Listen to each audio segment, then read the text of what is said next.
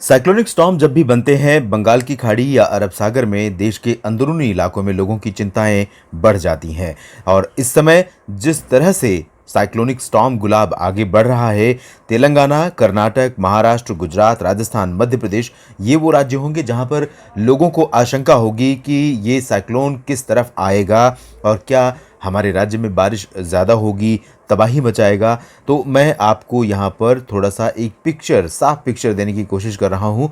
वैसे इससे पहले भी बुलेटिन अपडेट किए गए हैं, उनमें आपने देखे होंगे, लेकिन और एक स्पष्ट करने की कोशिश करता हूँ।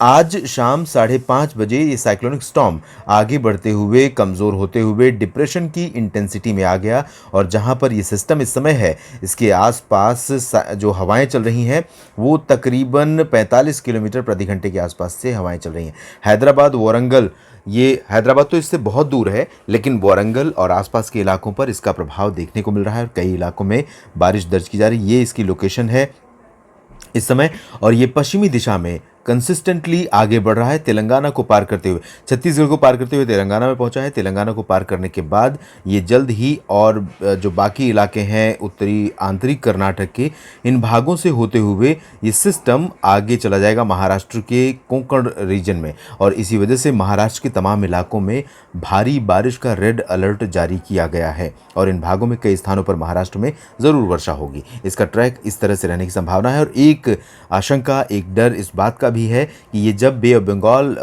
से उठा हुआ सिस्टम है और जब ये अरब सागर में पहुंचेगा, अरब सागर के समुद्री क्षेत्र पर पहुंचेगा, तब ये सिस्टम एक बार फिर से उभर सकता है उत्तर पूर्वी अरब सागर के भागों पर और डिप्रेशन, डीप डिप्रेशन और उसके बाद साइक्लोनिक स्टॉर्म तक बन सकता है, लेकिन उसके बाद वापस नहीं लौटेगा भारत की तरफ। ये आगे पश्चिमी दिशा में ही जाएगा, तो भारत पर खतरा नहीं रहेगा। हालांकि थोड़ा सा गुजरात के तटीय इलाकों, सौराष्ट्र और आसपास के इलाकों के लिए थोड़ी सी आशंकाएं पैदा ज़रूर हो सकती हैं। ये तो रहा इसका लोकेशन, इसकी लोकेशन रही, और मैं अब अगली स्लाइड में आपको दिखाता हूँ इस समय सैटेलाइट क्लाउड्स की क्या कंडीशन है और लाइटनिंग की जो गतिविधियाँ हो रही हैं उनका क्या इम्पैक्ट देश के अलग अलग भागों पर है। बादलों की ताज़ा स्थिति देखकर आप अंदाज़ा लगा सकते हैं सिस्टम की इंटेंसिटी का।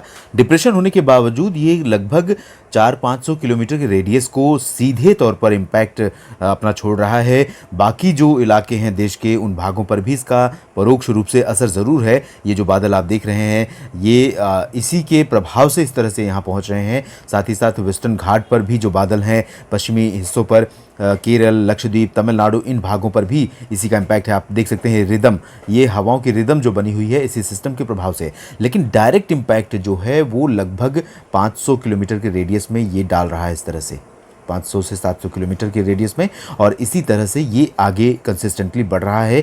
तो ख़तरा जिन इलाकों पर है उनमें तेलंगाना के बाद आज तेलंगाना में ज़बरदस्त बारिश होगी अगले 24 घंटों के दौरान। इसके बाद उत्तरी आंतरिक कर्नाटक, महाराष्ट्र का मराठवाड़ा, मध्य महाराष्ट्र और कोंकण गोवा का रीजन बहुत ज़्यादा प्रभावित होंगे।